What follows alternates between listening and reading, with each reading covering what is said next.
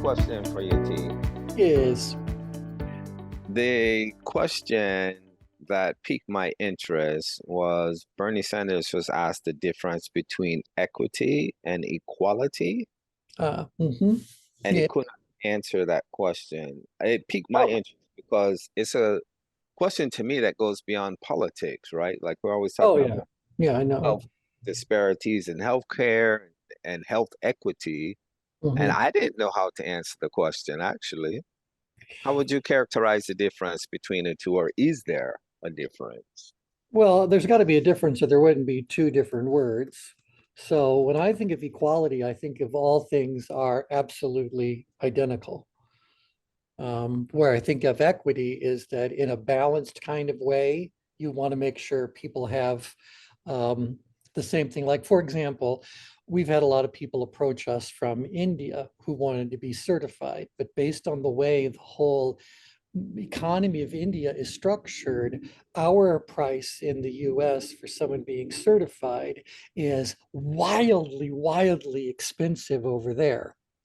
So if I try to give them, no, it's an equal thing. So if you're going to pay it here, you got to pay it worldwide. That might be equality, where to me, equity says, relatively speaking, what is their money worth compared to ours? Let's run the math. So they have the same access to something, but it's been, what do I say, factored into whatever the realities are. And I could be dead wrong. That's just how I think of it. But I think of In- equality as everyone's given the same thing. Interesting. And I think equity involves circumstances more, situations more. We should Okay. look it up. Let's look it up and see what it says. George Washington University. Well, they probably know what they're talking about. So let's see what they have to say. Um, they may sound similar. The implementation of one versus the other can lead to dramatically different outcomes for marginalized people. Equality means each individual or group of people is given the same resources or opportunities. Equity recognizes that each person has different circumstances and allocates the exact resources and opportunities needed to reach an equal outcome. Hmm. Hmm. So yeah, so maybe that's what it is. Equality job might say, we treat everybody the same, and equity says, yeah, but what do we have to add to that mix in order for others to rise to the occasion of equal? If I, how do I say this? If I've got two totally different populations and I give them the exact same money, how can I say they're going to have the same outcome? Right, right. So I think that's what it probably really is. And in That's fact, I'll slide this into the window because they've decided to use the giving tree. So this is from George Washington again, and I don't think Shel Silverstein drew that, but if you've seen the giving tree and all that sort of stuff. But yeah, inequality is you get an apple and I don't get an apple. Equality is we're both given the same ladder for the same hmm. tree. But because of I'm different, I am not able. So equity says, no, I'm going to give you what you need in order to have access to it. Oh, and I like justice. Justice means fix whatever the imbalance is in the system. Because the problem here is the tree is crooked. So, oh, what metaphors we could draw for, or what stories we could tell using that as the metaphor. There's a lot to unpack with that as I think about my experience and seeing this play out in the US in terms of healthcare and other kinds of situations. Because I don't think we're having the right conversations a lot of times. Like there's such a fight on this word equity and equality now. But it's like everything is woke. Like the somebody who said the SVB, the bank failure, it failed because it was a woke bank. I was like, what the hell are we doing? Like Yeah. what's going on here? Well, I think what they're trying to do there is, this word doesn't even exist. They're trying to decide what this word actually means. And so people keep using it, but they use it with their own purposes and their own intentions and all that sort of thing. But basically, they're just saying that there's a certain philosophy that leads to a certain set of decisions that leads to a certain set of outcomes. And if your philosophy changes, it doesn't matter if you keep doing the same behaviors or whatever, you're not going to get the same outcomes. So is something changed at the cultural level? Is something changing at whatever the structural level may be? And I'm sure there's a bunch of other levels we've probably talked about on other calls that would come into play on all that. But so did the bank go back because they had some woke policies, or did they, you know, I mean, you get the idea. I mean, I'm babbling, Right. saying that I know that. Okay, I'll give you this example. All right, on this cruise, we're going to be going to Bermuda. Well, the last time I was in Bermuda, Linda and I were there, and it was our second anniversary. And so the ship docked at this little interesting little place that is a combination. It is Bermuda's combination shopping mall and maximum security prison.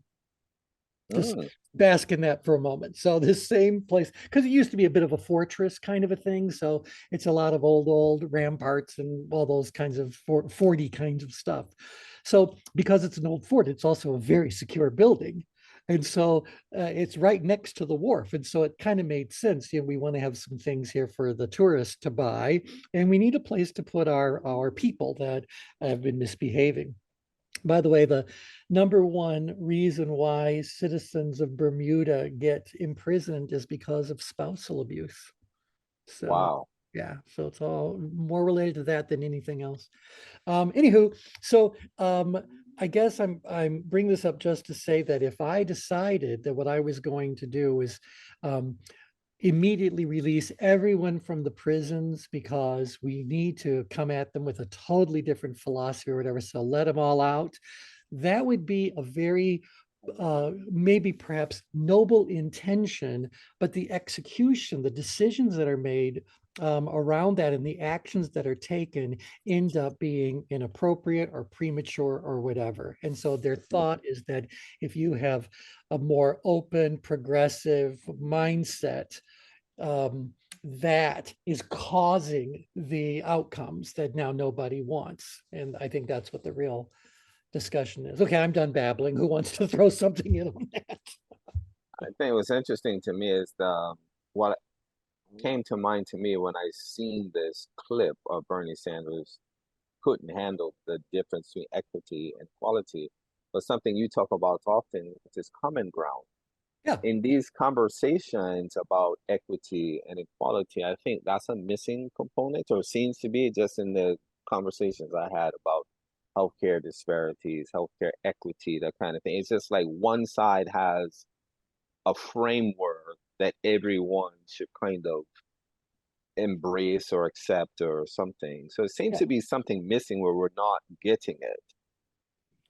Well, there's a lot of things that are missing. It'd be interesting to have Tim involved in this conversation, since I know a great deal of the work that he does is all around the subject of Yeah. equity and diversity and inclusions and that sort of thing. What I just did was chatted over to everyone this page that we happen to be looking at. So seems really well done. They're calling it Mhm. Project Brotherhood. Okay, I see that. Poder et Salut, whatever. Okay. All right. Yeah. Anyway, so there you go. There's a whole lot of resources here, but I'm shocked that Bernie couldn't answer the question if in less than 12 seconds of Google we have this. When And I when I Lord see the knows if clip, I asked Chat GPT to please tell us the difference, I imagine we could have gotten it faster. no, he was on that comedian show, the Bill Maher. Oh Mhm. yeah, there's a bunch of those. Yeah, Yeah, he yeah, yeah. was on that show, and he really could not answer it. But when it came time to him answering the climate, he said, "Okay, I have an answer for that." But he Okay. couldn't. Well, come on, people need to get their thoughts together. I think Brian's bringing up an interesting point, which is there is no when you're so polarized one way or another, Yeah. there's no dialogue. There's no room Right, for any conversation. It's like my right. way or the highway, and I think that's the problem with a lot of these folks that are ultra woke, right? They just see things through their own lens because they're Yeah. so polarized. Yeah, Yep. Yep. yep. And so, now that means we say, okay, you don't end up in a polarized situation by accident. Mhm. Mm, So maybe it was unintentional, or maybe it was deliberate. But mm, Mhm. there's a reason why, from a tension management perspective, people want polarization. Certain mm. people want polarization. Why would they want the population to be polarized? Manipulation and keep them where Yeah. they are. It's easier to manipulate them. It's easier to keep them where they are. And keep them in control. Keep them in Mhm. control. Exactly, exactly, exactly. Um, I'll share with you that one of the I tend to watch quite a bit of YouTube, and one of the channels that I like is Mari and Yoel. And they actually live here in the Phoenix area, but they're both originally of Cuban descent. She was raised in the U.S. I don't know her backstory completely, but Yoel was just found his way out of Cuba. They ended up getting married. So long story. He is now finally in the U.S. and now for the past couple of years, they've had this YouTube channel where he's going out there and seeing the world through the eyes of someone who has always dreamed of coming here. And so when you watch him experience things and when you hear him talk about those experiences, I have to tell you, it's very eye-opening. It's very heartwarming, but it's really very powerful to hear someone who comes from that kind of a situation look at the country through their eyes, and in their eyes, this is heaven on earth, even though it has whatever the issues happen to be. So a lot of it has to do with, I think, the perspective that you're coming at it from. Well, where did you get that perspective? So they actually talked about this. One of the things that he'd always wanted to do was understand the American drug culture, not drug, gun culture a little bit more. And so one of the shooting ranges invited them to come to the little pistol range thing and whatever. And of course, she's freaked out about the whole thing, but she shoots a gun one time, first time ever shooting a gun, shoots it and hits a bullseye. And she goes, okay, that's enough for me. She's done. Meanwhile, they're telling the story that people look at what's happening in Cuba and always wonder why doesn't the population just rise up and take back their country? Well, the answer ends up being that there are zero guns other than the guns that the military or the police might have. And so the only thing they could defend themselves with, as they say, is what? Sticks and rocks. Hmm. So so she goes, but that just makes the desire to be here even stronger, even though they don't have the wherewithal to be able to do such a thing. So Love that. Mhm. yeah, the YouTube channel, I'll look that up. It's Mari and Yoel, or Yoel and Mari. Let me just real quick go over there and I'll tell you. Okay, where's my pointer? What's interesting about what you're saying, T, is the perspective that is so different from people that have grown up in the US their whole life. Exactly And they right. don't understand when they say, oh, well, America's just the same as any other country. No, it actually isn't. If you look at every other country in the world, there's no other place that people are trying to get into like the US. Right. Yeah, I would Right. agree with that. I think about that all the time. I always said America has been, I think, out of all the countries I live, one of the most unique experiences. And there's still a lot that I don't understand. Like I'm still trying to figure out the healthcare. Like Mhm. it just rattles my brain that people have to negotiate should they pay a bill or go to the doctor. Something, in my opinion, is wrong with that. Yeah, yeah, But yeah. I don't try to demonize the system because, when I talk to people and ask them, same question you just talked about in the Cuba situation, well, why do people just tolerate this? And I always hear it is what it is. Well, I mean, no, but we started talking about this a little bit yesterday. If we're saying like this is a battle of the people, for the people, by the people, we need healthcare, we deserve healthcare, we can do all that we want, but we won't make very much progress until we realize that healthcare in the United States is not a service. It Mm, is a business, it is an industry. mm, And when you start adding up the number of people that are involved and the amount of money that is being directed in there, you have to say that really patients and patient care is rather just incidental. It's an unavoidable part of what our industry is really all about. Mm, So Yep. that's the real problem. It's not about people wanting, I mean, who knows how much Linda's ER bill was from this past weekend, but I'm sure we're going to be looking at $25,000. Now, yeah, we've got Medicare and the supplements and all that, but I don't know what our little copay happens to be or whatever it is. But nevertheless, People ask me all the time. yeah, no one should have to be forking out that kind of money when you mhm. are wondering if you're having a heart attack. Right. So Mhm. anyway, so that's, I think, the real issue, Brian. You need to not think of healthcare in the US as being in any way patient driven, even professional driven, because it's not the Mhm. doctors that are making the money. It's not the Mm, nurses. They're not making the money. So this is what's really going on. We're up against a gigantic business who has the wherewithal to stop the change from occurring. So maybe it's very similar to Cuba. mm, If you mm. don't give people the tools to defend themselves, and I get it, we can cast our votes, but even then we are able to watch the drama of those people elected to even attempt to do something minor. Yeah. Anyway, Interesting. I was once asked by one of my clients who's very, very conservative, asked me whether or not I believed in a for-profit society. Or a free market society. And I said, absolutely everywhere except for one industry. And that's healthcare. I believe it is morally repugnant for someone to make a profit off of the illness of another person. Mm, So mhm. you get well paid. I don't care about that. Yeah, you should make a wonderful living for yourself. But for it to now be run as a for-profit, publicly held kind of enterprise, that doesn't bode well for anybody other than the few that are running this giant scam. Right, right. Yeah, yeah. Essentially, I was on a call with a friend from Finland. We were talking about that very thing, and he says, "Yeah, but you have FDA and all these organizations that are complicit in this, and that's the hardest part for him to kind Well, of yeah, understand." and I would take issue with the thought being that it's the FDA. The FDA has a very narrow, although powerful, a rather narrow area of focus.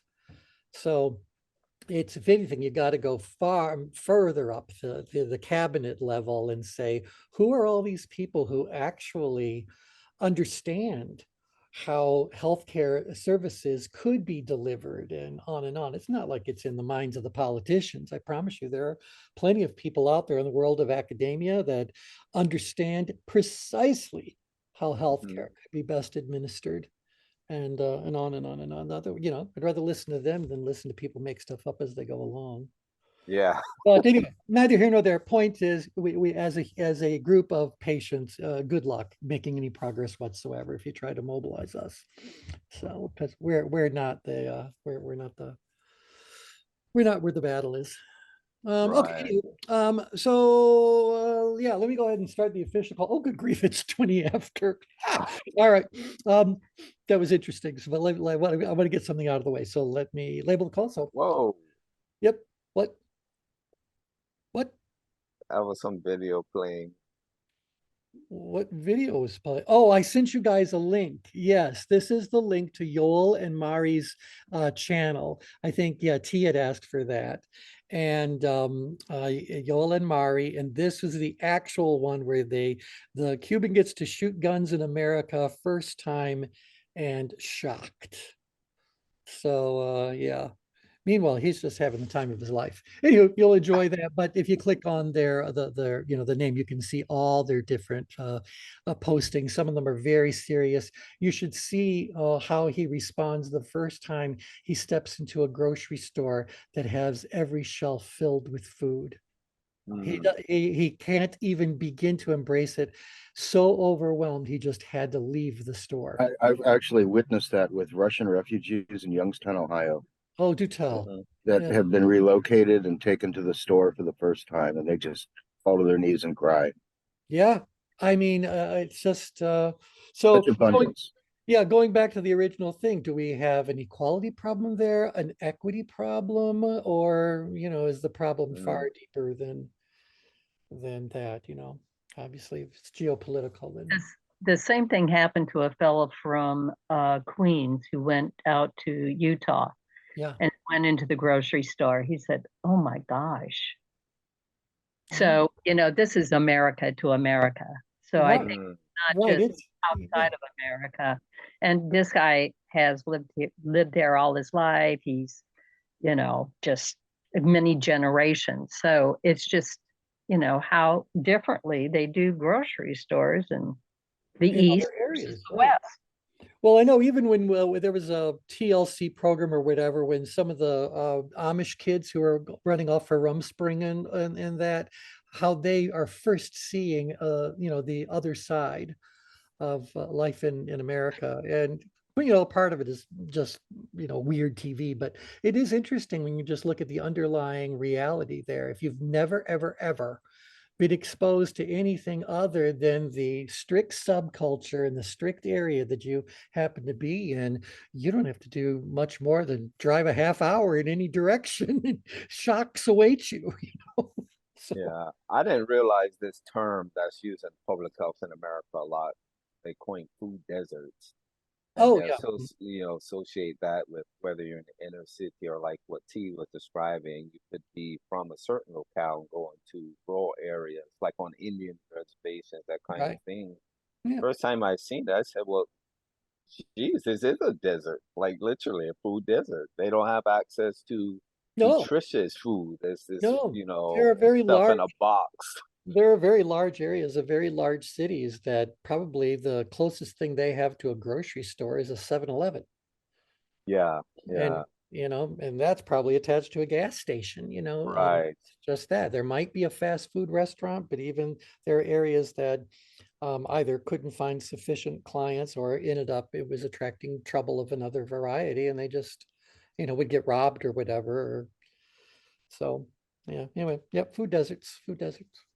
Okay, anyway, let me label the call and get into the last little pieces I want to talk about. So, hi, everybody, it's T. Falcon Napier. Welcome to the Circle of Brilliance. Today, I just have one little thing I'd like to finish up, and we can then move on to our next topic, which unless someone has something more pressing, I wanted to be about group profiling.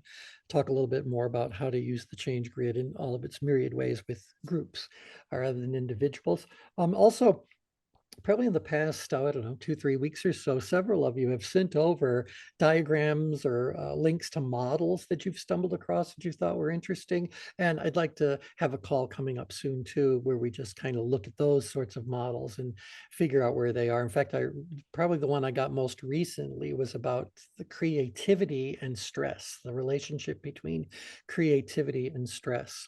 And I don't know who sent that over. You can lay claim to it if you did. But it's an interesting kind of thing. But at a certain point, my head went hogwash, and so I'll share that one with Mm, you, and you can see what's going on. So yeah. Yeah. All righty. So this thing I'd like to finish today is simply the maneuvers. If you're again, you're working with a oracle of the self individual, so they're coming to you for a customized change grid reading, and you're at the point where you're just giving them advice about how to move from wherever they are to wherever they want to be. And so we've talked about upgrade and downgrade. We've also talked about opposite maneuvers. Last time around, we started talking about moving people in grid. We were focused on people that were in the outgrid danger zone and why and how we need to pull them into the more amiable direction to fix what ails them.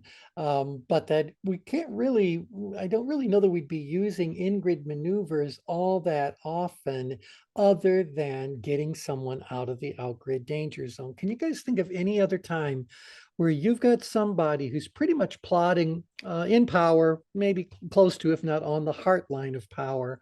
Maybe they're slightly out-grid. Or can you think of a reason why you'd want to move them in-gridder, muchly morally in-gridder? Or you kind of go like, oh, I'm sure there's some circumstance where you might do that, but boy, that doesn't sound like a very common, pursuit or a very common piece of advice you might give to someone as a strategy for fixing whatever. I mean, that being said, I can think about if I've got two people that are in conflict with one another, Neither one of them are that far out grid where there's kind of danger and punches being thrown and all that sort of stuff, but they're at odds with one another. And maybe in that case, I might say, even to them, even though they're just at odds, maybe I need to appeal to their nobler motives to move them a little bit further in grid. Maybe I could do a little bit of increased introspection just to say, let's look for that common ground. That's supposed to be what am I saying? It's a situation of respect. It's a situation where there needs to be some mutuality, but you are coming into the discussion with different viewpoints, different perspectives, priorities, etc. So I may very well need you to set aside whatever those differences are for just a short while. Well, if I'm even verbalizing that direction, am I appealing to nobler motives? Did I increase expectation? I felt like I just even put a little bit of a boundary in place when I said set those sides for a little bit of a while. We do, yeah, maybe there's times if you're facilitating or mediating. Yeah, go ahead. I was just going to say that because I'm a chair of the Workforce Development Board, and sometimes it seems as though we're at odds with the state Workforce Development Board. And while we're supposed to all have the same mission, well, not the same, but similar, sometimes personalities get in the way. Yeah. And so you have to go to the higher mission. So get them aligned and to get them to work together so that egos don't get in the way. That is very difficult when they are polarized. Yeah. Which gets back to the original topic of the day, this polarization that occurs. Why would anyone want you to be polarized? And as T just pointed out, the remedy is finding common ground again. It's coming together and recognizing that for every difference we might have from one end of that spectrum to the other, we have, more and more tenfold, hundredfold, whatever things in common that are perfectly fine just the way they are. So why can't we start with that and go, oh, suddenly you realize that we're not all that different. Could that polarization be unintentional? Like Absolutely. you Absolutely. know what you know. It seems Yeah. like for many reasons I can't explain. I still feel like a foreigner, although I've been here quite a while. Mhm. But I remember talking to some people who are American, and their way and perspective of seeing things uniquely different than mine. I always think global because that's what raised me, right? And Yeah. so they only know their one locale. That's all they know. They never been anywhere. So a lot of their polarization, what I took in interacting with them, I didn't take it personal because I just assumed they just didn't know what they didn't know. Well, that's exactly right. So part of it, I think, when you're talking about trying to find common ground and rebuild from a common ground place, is that when you do start recognizing differences, you can kind of say, well, where did these differences actually come from? So what are the values, the beliefs, the whatever the kind of cultural sorts of things that might be coming into play here that people just kind of accept as part of who they are, but have never really stopped and examined how they came to be that particular way. So to your question about it, because a lot of it incidental, I believe most of it's incidental. Mm, But I would say to you that when you now introduce people who are trying to pull you further and further away from the truth, is what I'm going to say. At the two poles, people are, well, you tell me if I'm right. I believe that as polarization occurs, when you look at the actual totality of facts in the situation, that movement towards the extreme ends up setting aside more and more and more of the full bulk of truth, and instead starts to focus on isolated truths within this whole kind of situation. But those truths may very well be true, but there's so much more that's also true that takes the power away from those Mhm. few. I know I'm babbling, but does that make any kind of sense at all? It does to me. I always say, like when you talk to different religious people, and Yeah. they're speaking from the perspective of this is the truth. And I say, no, there's a truth to that, Mhm, mhm. but that's your reality. It may not mean the same thing to everyone else. So if you're going to look at common ground, then we have to say, from a perspective of what brings us all together, not just one particular truth. Because it seemed that way, like most of the schools that I went to when we were traveling from country to country, we had to study these various religions. And so one would say, had their perspective of what God is or what this unique Mhm. deity is. Yeah. And that was their way of saying it. And you couldn't have no other, like you couldn't be a Muslim and they have to bow to Jesus and this kind of thing. That just never made any sense to me whatsoever. And it seemed like there was all of them shared a commonality in terms of trying to draw people inward, Yeah. but they had a different way of going about it. Well, exactly. And this becomes particularly robust when you're looking at all of the different religions that fall into the category of Christianity. So yeah, there are a lot of different sects and all that involved in Islam and in Judaism and that. But when you get to look at Christianity, you see full-blown differences in the churches. Hmm. And so something's got to be going on there. And what you've just mentioned is the cause of it. So long before people were able to communicate as easily as we all do today, these different religions kind of rose more in isolation, not in the religion, but this, I'm going to say faith, I suppose, or this church.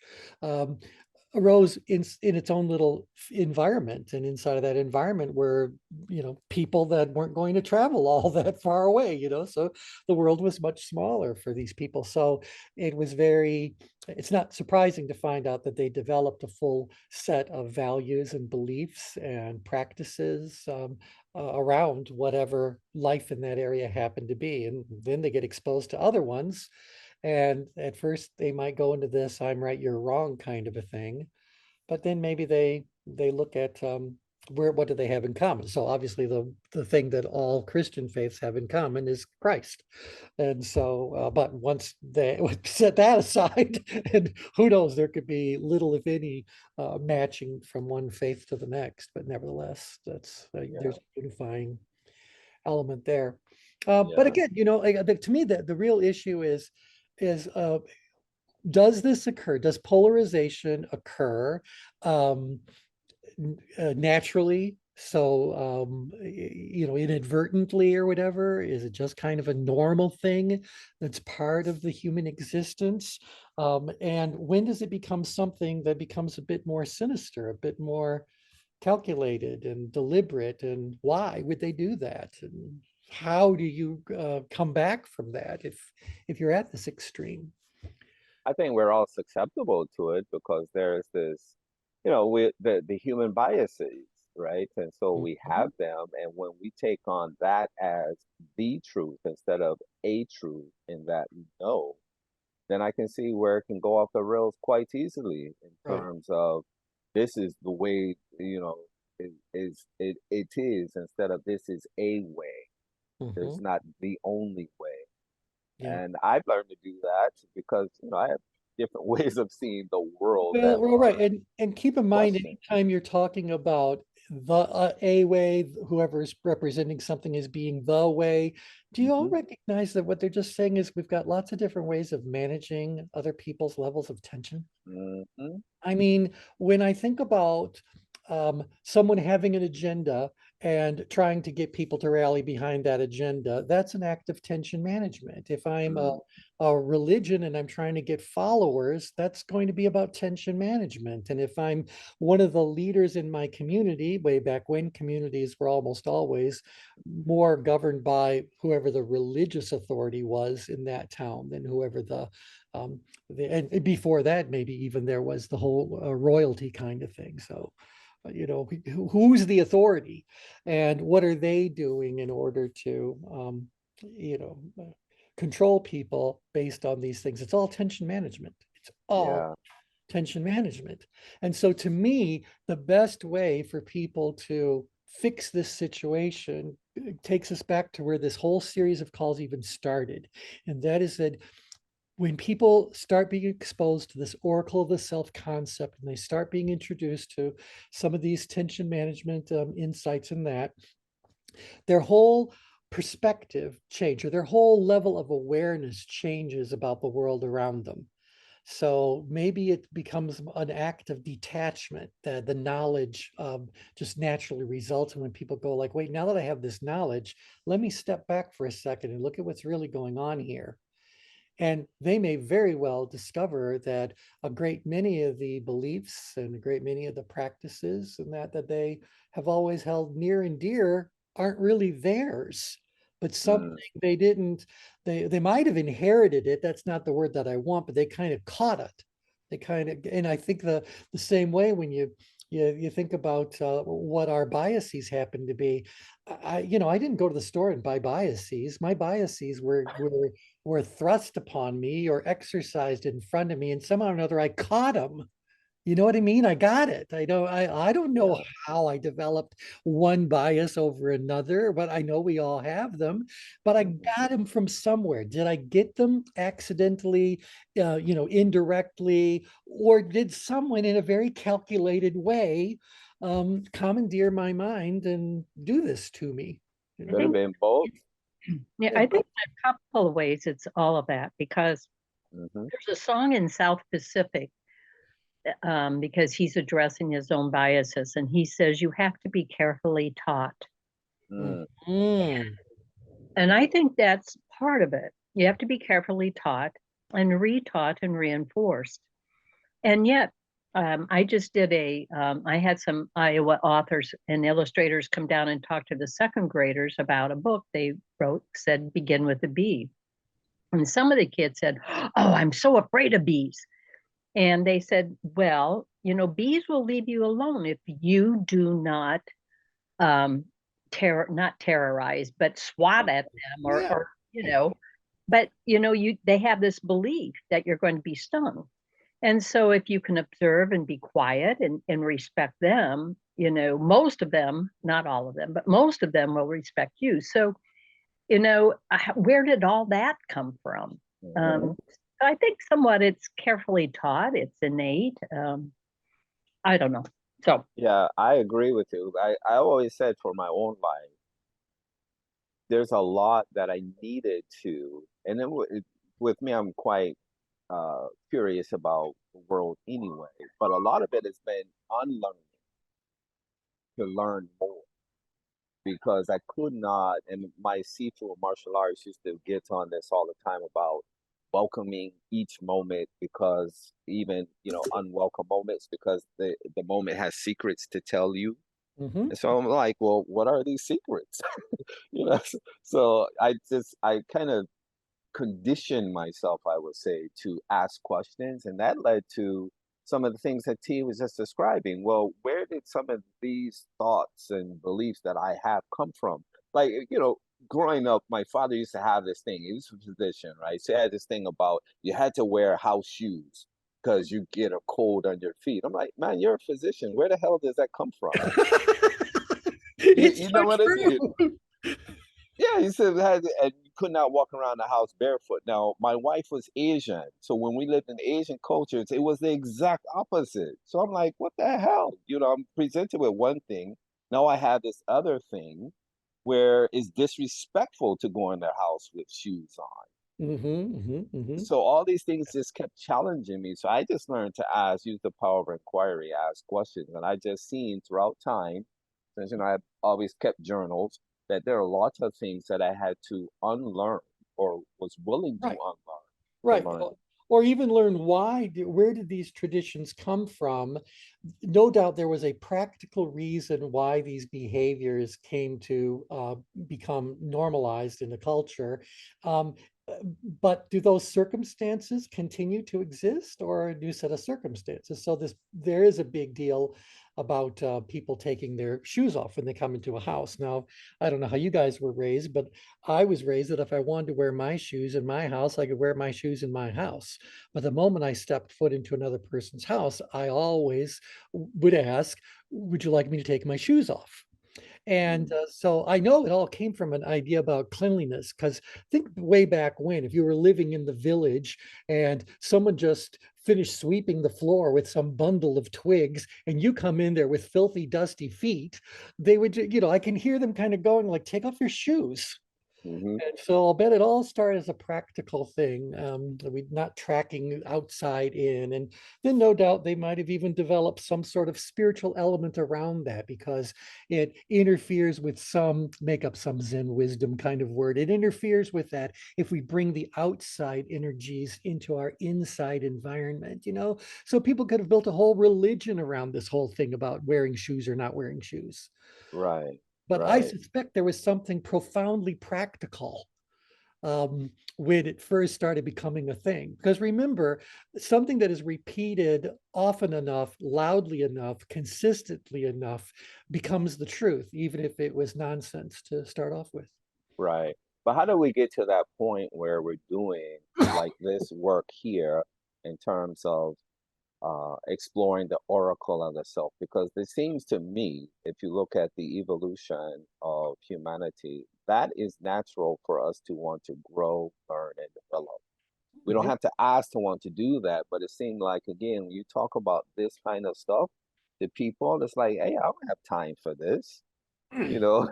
Well, I got to challenge your little statement there. So think about the first part of what you said about we want to gain, grow and whatever, blah, blah, blah.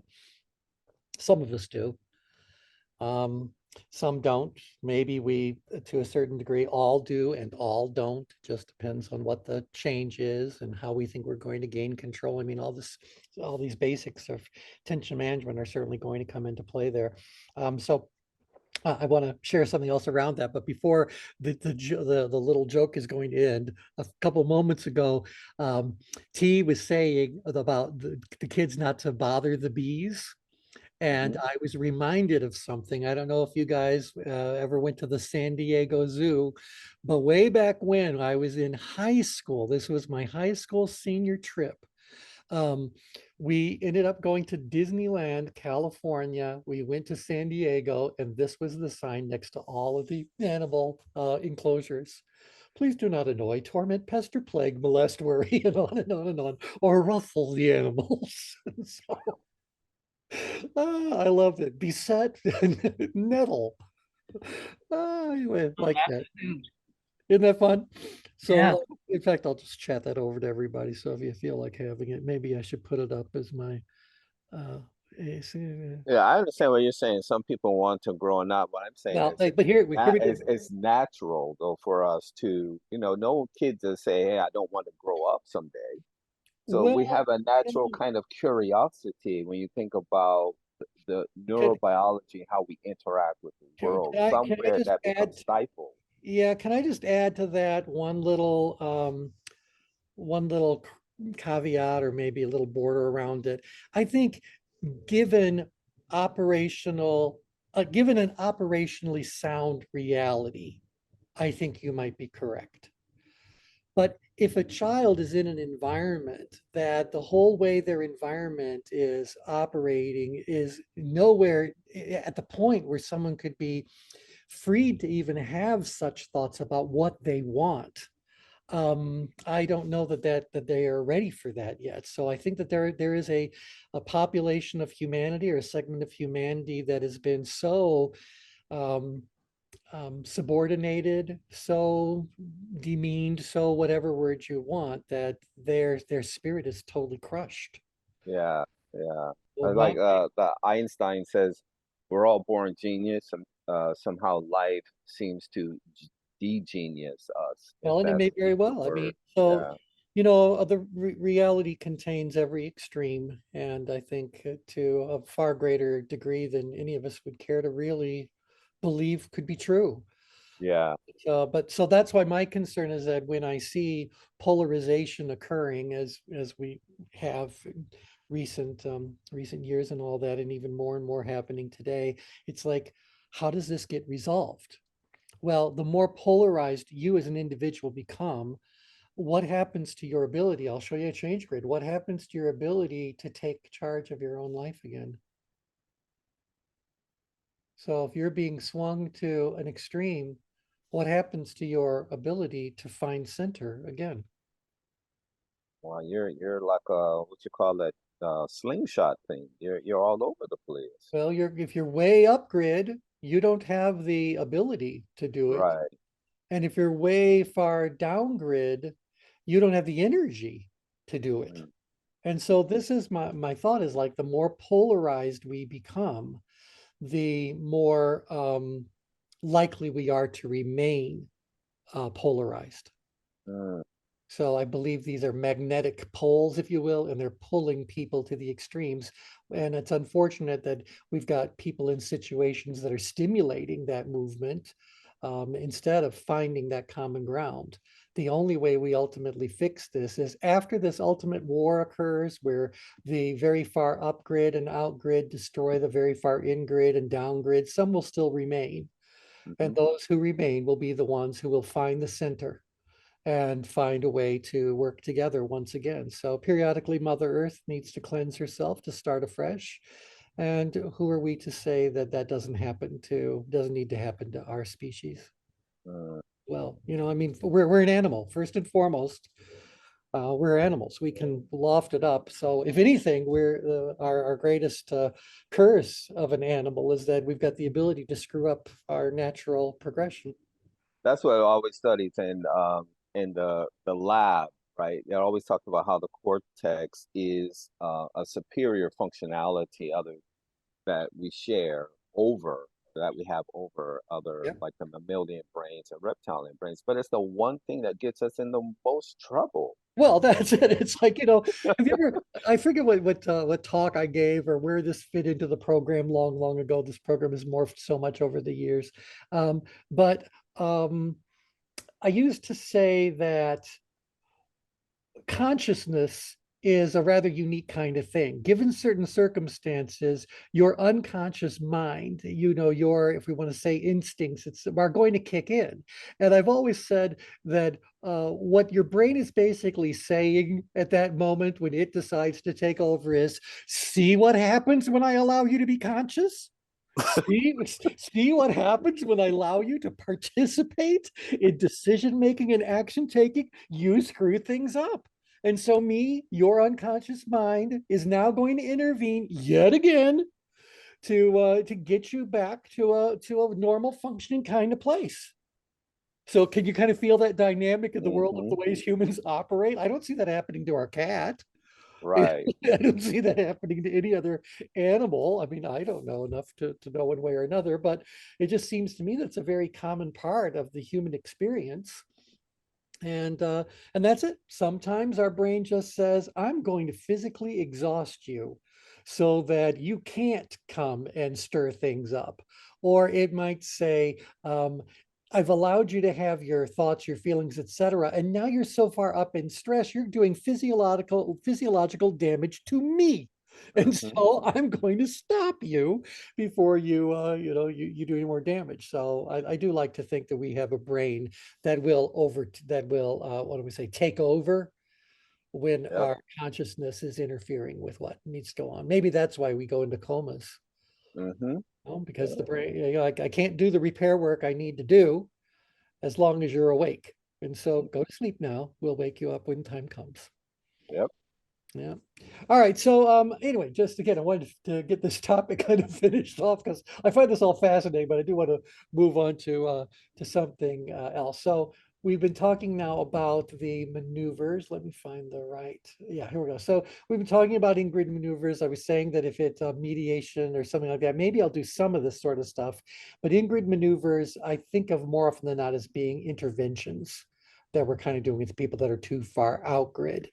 Now, outgrid maneuvers, on the other hand, tend to focus on people that are slightly too far in grid. So I'm going to say, in fact, let me show you a change grid. All right. If I'm talking about upgrade or downgrade maneuvers, you can look at the whole range of things, and I'll do upgrade and downgrade maneuvers. But when it comes to in and out, I am primarily going to do in-grid maneuvers when someone is in the danger zone. And we'll probably do less and less and less of them as I approach center.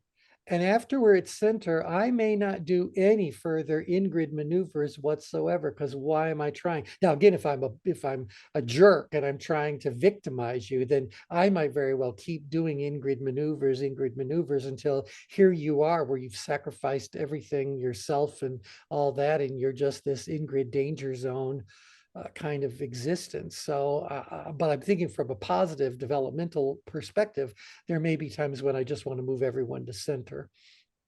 On the other side of things, outgrid maneuvers, I would think that I'm going to continue doing outgrid maneuvers no matter how far outgrid I get, again, not entering the danger zone.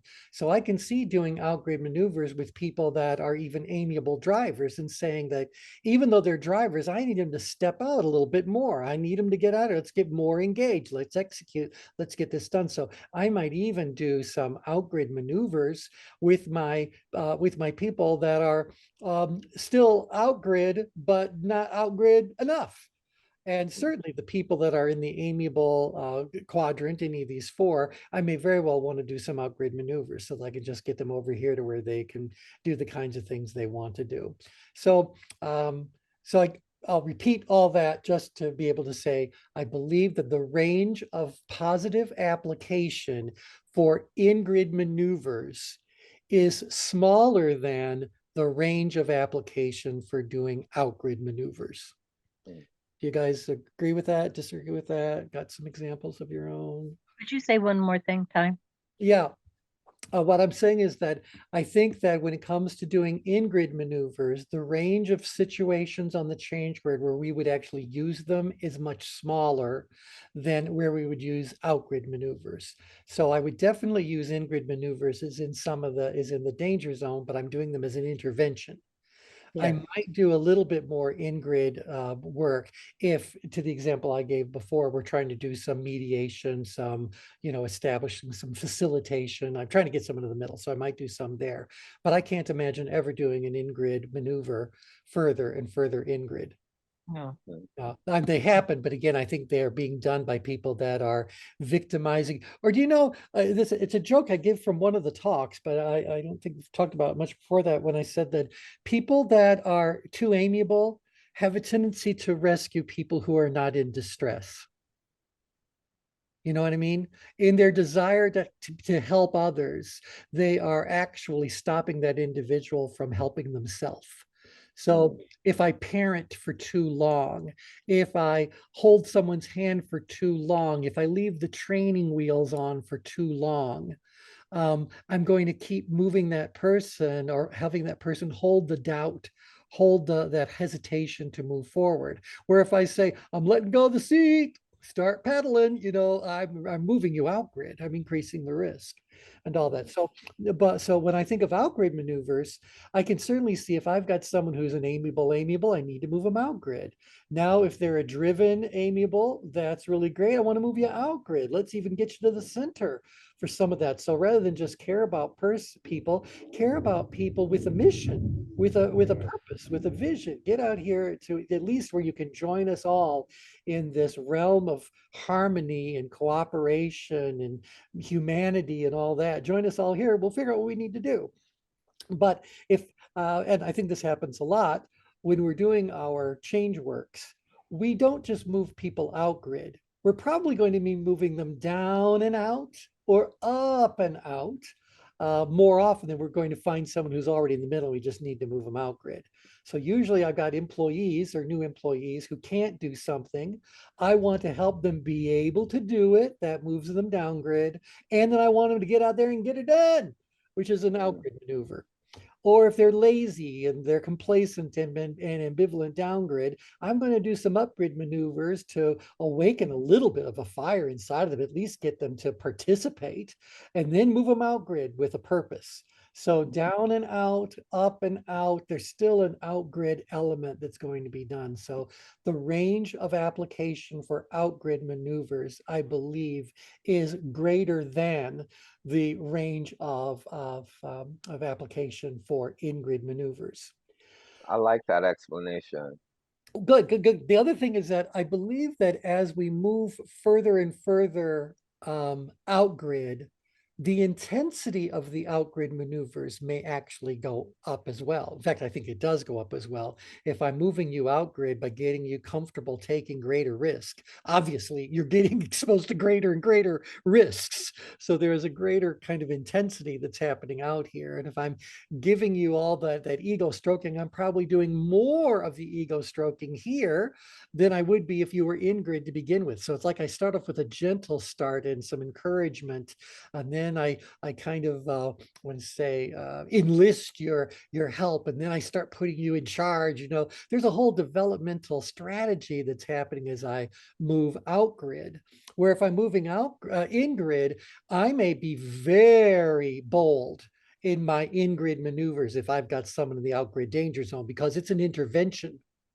And then if I'm over here and I just want those people coming to this negotiations table to be more civil and all that, I might do a little bit of in-grid maneuvers to bring them to this point of balance. But that to me feels like a gentler application of the maneuvers than my intensity would be if they're in the danger zone.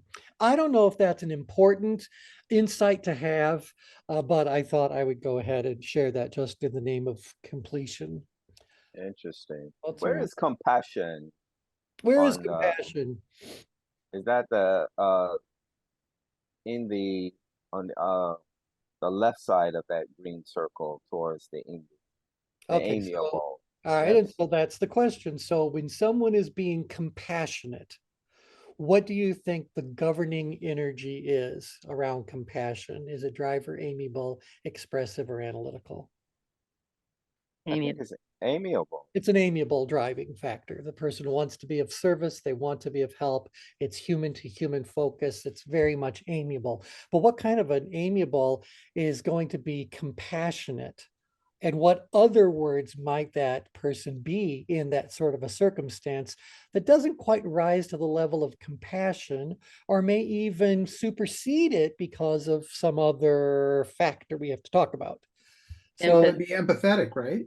yeah, well, see, to me, empathy and compassion are different words because there must be some subtle difference between them. So you guys want to throw something out? T, what are your thoughts about empathy versus compassion? well, I think it's just what y'all had said, and that is compassion. Empathy means you're the same, but compassion reaches out. Okay, I like it. You know, Yeah, empathy is our feeling of awareness towards other people's emotions and an attempt to understand how they feel. Compassion is an emotional response to empathy or sympathy and creates the desire to help. Interesting.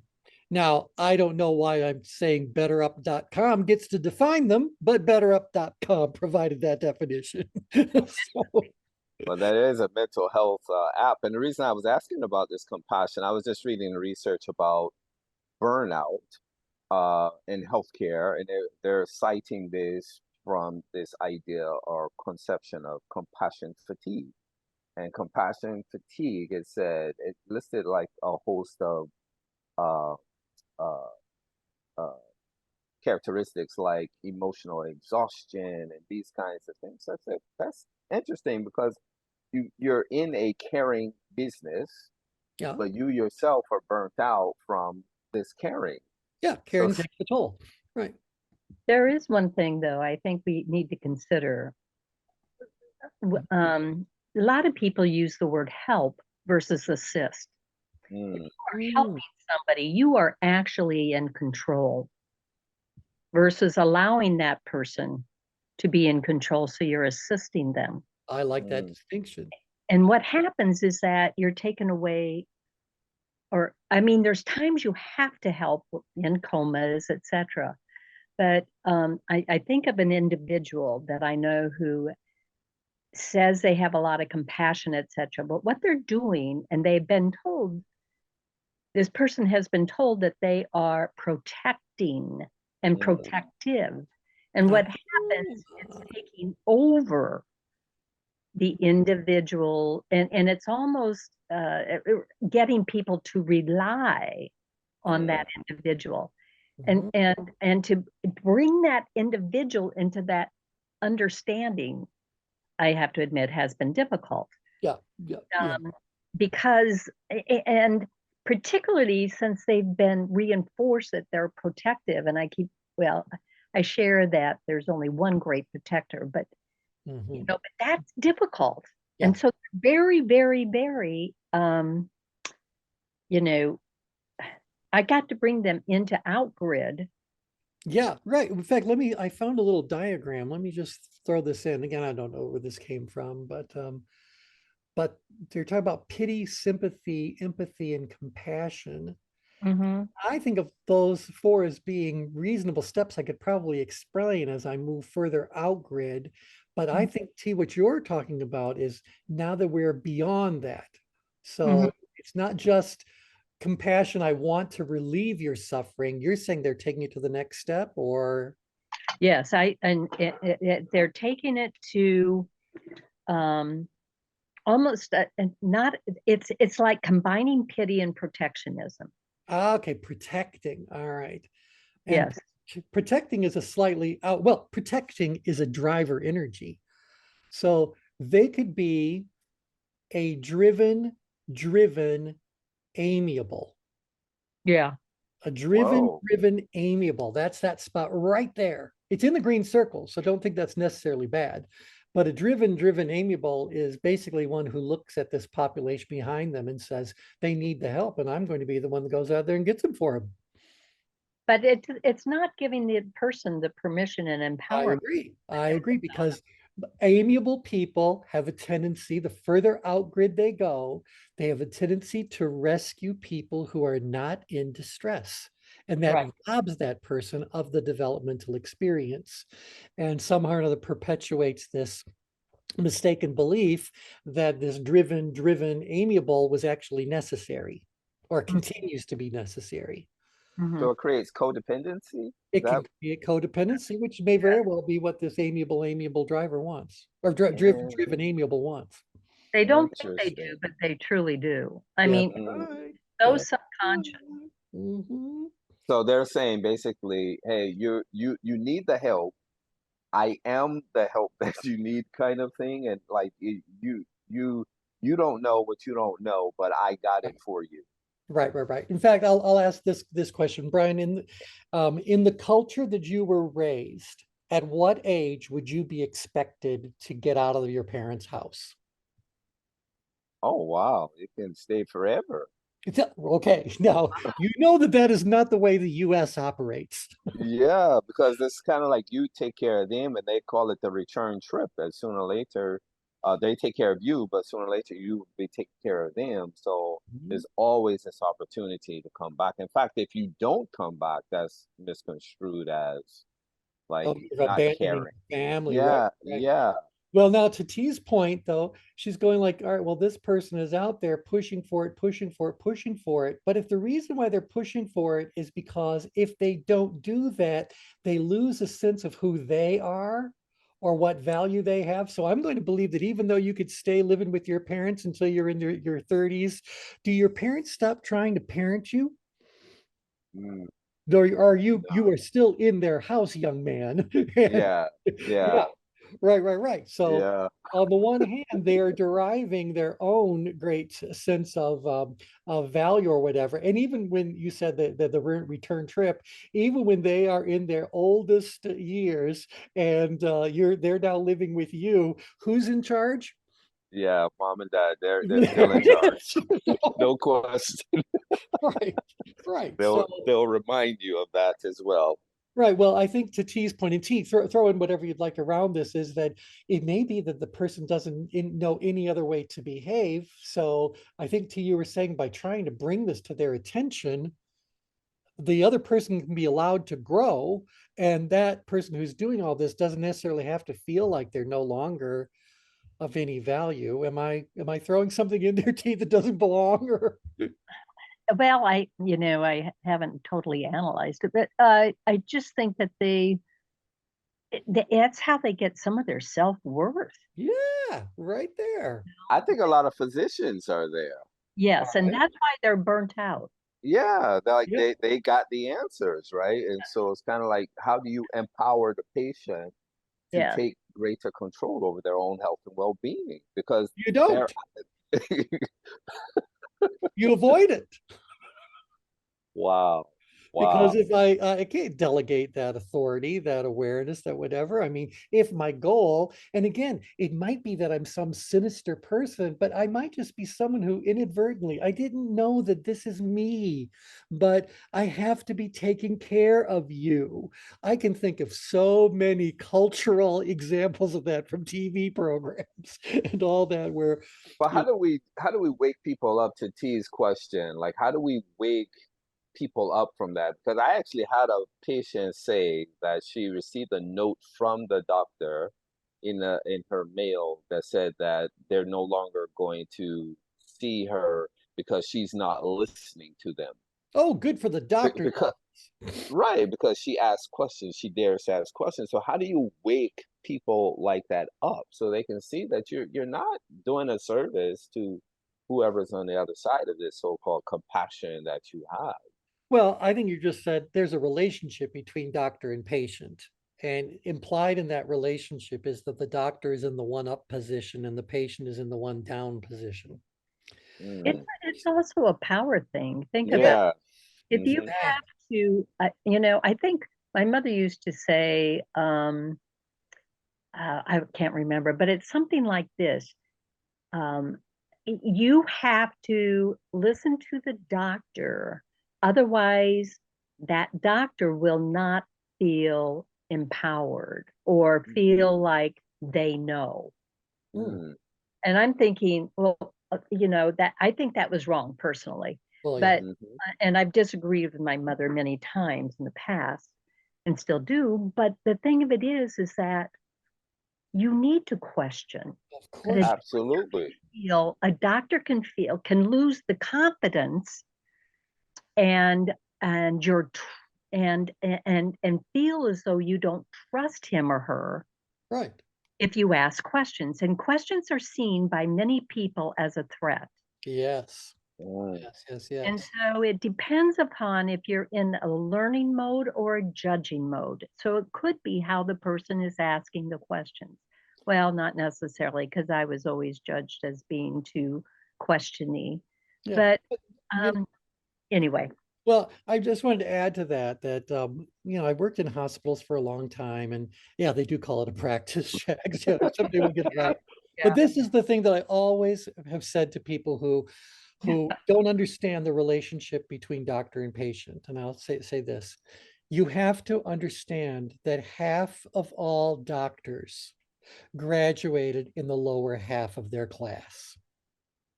Somebody out there is practicing medicine and they were at the very, very bottom of their class. mm, So I am not going to assume that I have a top 10% physician taking care of me. So I'm going to ask my questions because I don't, if anything, I don't want to see your diploma. I want to see your transcripts. And mm, so you get the idea? So mhm, all doctors are not equal. And even mhm. doctors that have got the exact same credentials after their, alphabet soup after their name, that does in no way at all tell you anything other than they passed minimum standards. Right, exactly. And I always say, in my opinion, the patient has what no physician can experience, which is they have the experience of whatever that diagnosis is. So it makes sense for them to ask questions to Sure. understand. Right. Right. and Right. Yeah, it's and it's hard to put into words always how you feel. I'm not good at that. Yeah, I agree. I am not good at saying even where it hurts. which is, Mhm. I know that sounds weird, I but know, but and then you have to describe the pain, and yeah. it's Right. like, okay, is it pressure? Is it a twist? Is it this? Is it this? Is it this? I mean, I'm reminded of even going and having my eyes checked, and they kind of go like, is this better or this? It's kind of like they both are terrible.